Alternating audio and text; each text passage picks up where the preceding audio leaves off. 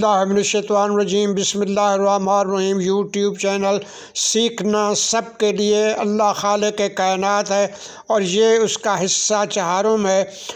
ابھی ہم نے بات کی تھی کہ 6 دنوں میں کم از کم 7 مقامات پر، 8 مقامات پر یا اس سے بھی کہیں زیادہ مقامات پر ذکر آیا ہے کہ 7 مقامات پر تو لازماً جو ہے 6 دنوں کا اکٹھا ذکر آیا ہے۔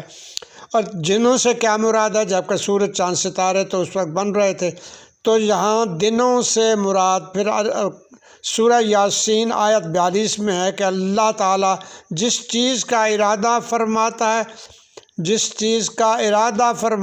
ہے تو اس سے فرماتا ہے کہ ہو جا، کون فیکون، اور پس وہ ہو جاتی ہے۔ تو یہ حساب ارادہ تو زمانے اور ادوار اور ارتقائی ادوار اور دنوں میں اور یہ مختلف ادوار میں اب یہ بات بھی شامل کر لیں۔